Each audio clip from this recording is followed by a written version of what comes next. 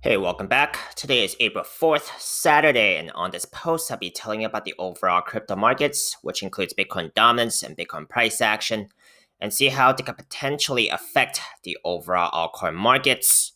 This is my second post today, and I'll be diving into Stellar XLM USD after that. I'll be telling you about the bullish and bearish case scenarios for today, as well as the short-term price prediction on this market, according to what I'm seeing on the charts. Before I begin today, if you guys are enjoying this content, make sure to subscribe to this channel and like this video, as I'll be keeping you updated on the latest crypto setups on my watch list, regardless if it's a good day or a bad day. If you want to support me and don't already have a Webull Brokerage account, you guys can use my referral link down below. They're still giving away 2 free stocks as of today upon a successful sign up and a qualifying deposit of $100. And I will also receive a referral bonus if you guys sign up under me. Please also read my full disclaimer below. I am not a financial advisor, and this is not financial advice. I am purely sharing my own speculations and opinions on this market.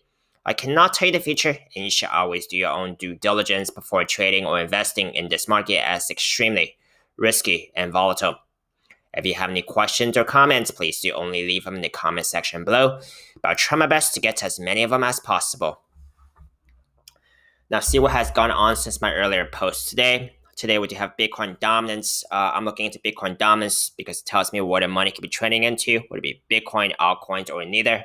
And right now it's down over 1%. This breaks down to Bitcoin price action up almost 2%. Total altcoin market cap up over 4%. Now this is the upside of Bitcoin dominance trending downwards, how we usually see total altcoin market cap leading in gains ahead of Bitcoin. I usually emphasize Bitcoin dominance to trend downwards. That's generally speaking better for the altcoins on both the upside and downside. On Bitcoin dominance here, the weekly time frame is now my focus, and we are breaching that key support I've been talking about earlier than expected, which is the orange line, the weekly 200 MA. Now we are at that 58% level I was talking about yesterday, and this level is significant because I'll be comparing this low or even potentially a lower low here with this low RSI reading of about 27 here, okay? Because there could be possible bullish divergence. Currently, we are at about 35, over 35 here, so still quite some way to go to negate bullish divergence and a bounce here on Bitcoin dominance. If Bitcoin dominance continues downwards, more ideal for the altcoins, but I'll be looking out for any possible bounces here from possible bullish divergence. Bitcoin, on the weekly time frame here, I've been talking about this bearish divergence that is still playing out, where we did have 2 consecutive higher highs, however, 2 consecutive lower highs on the RSI. That's classic bearish divergence. The safe signal here to tell me that this bearish divergence is done playing out would be if I see a higher high on the price action chart along with a higher high on the RSI. That would be a safer signal that this bearish divergence is done playing out on this time frame. Monthly time frame here, we have been having bearish divergence for quite some time, however, has still yet to yield a red candle until now. However, we are still pretty early into this month, okay? Not something I would ignore, because do take a look into the past 2 times where we did have Bitcoin in a very overbought territory there, and see what happens. Now, if Bitcoin pulls back at any time, like we saw yesterday and possibly over and over again, it will still have a bearish effect on the altcoins. That effect will be greater if Bitcoin dominance is trending higher. Let's go to one more time frame here on the daily time frame for Bitcoin.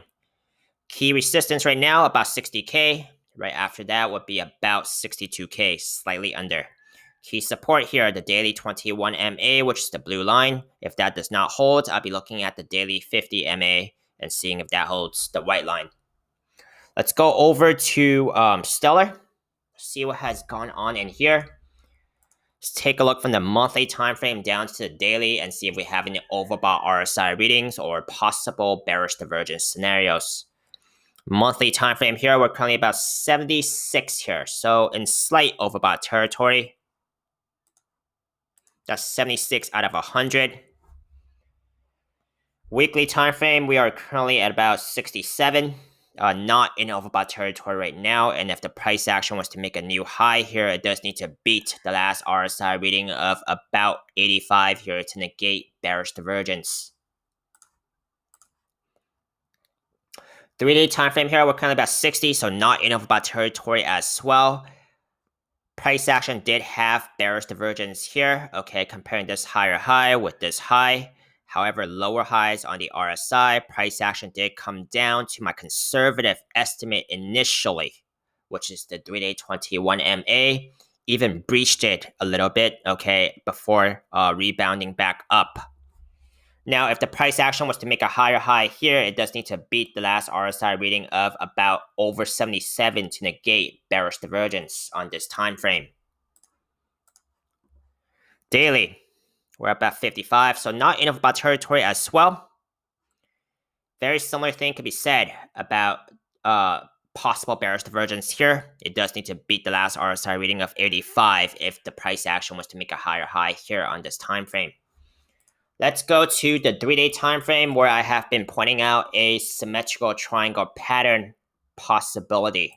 Okay, on the 3-day time frame here, I would say it doesn't look validated on here because I didn't get that that third touch to the bottom trend line here. So technically speaking, it was not validated on the 3-day time frame. But on the daily time frame here, it looks like I can actually adjust this bottom trend line.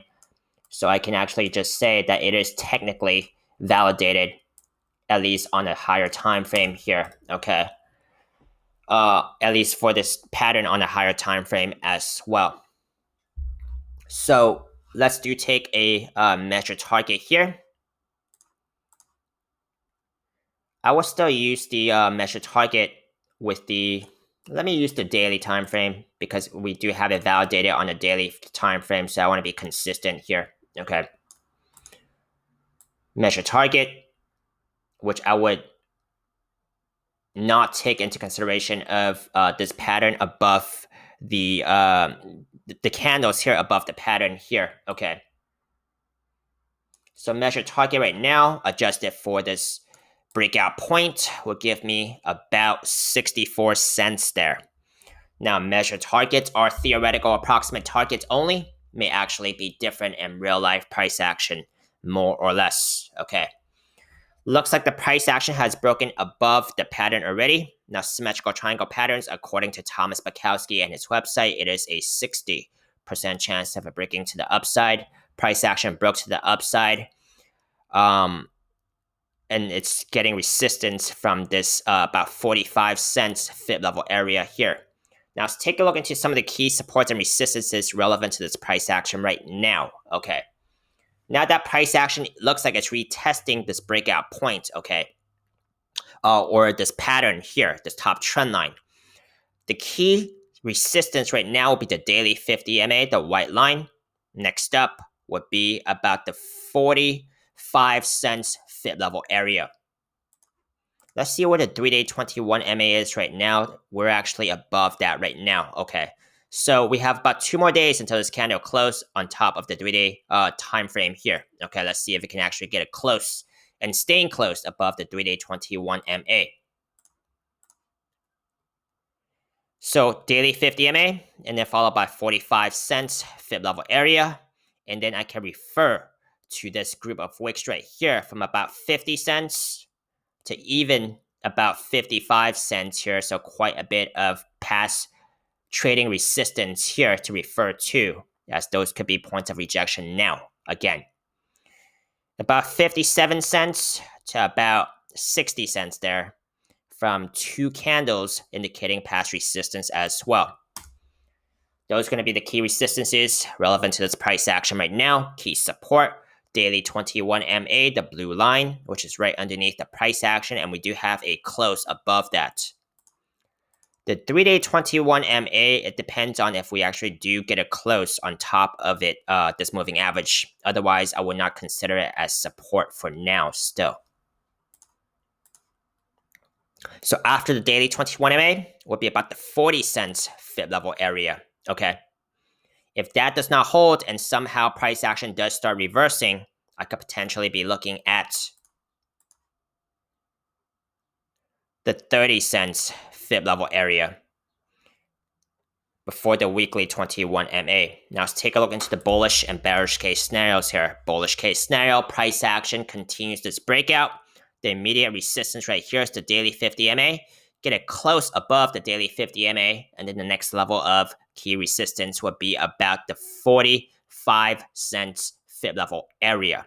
And then referring to this range of wicks right here on the daily time frame, okay?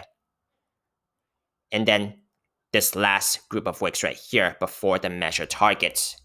Now, measured targets, like I said, are theoretical approximate targets only, may actually be different in real life price action, more or less. That's the bullish case scenario. Bearish case scenario, price action starts breaking support again. The immediate key support here, where we actually do have a candle close above, will be the 40 cents level, which is also where the daily 21 MA is, and will also be my reference to the fib level area about the 40 cents as well. So that's pretty key level here.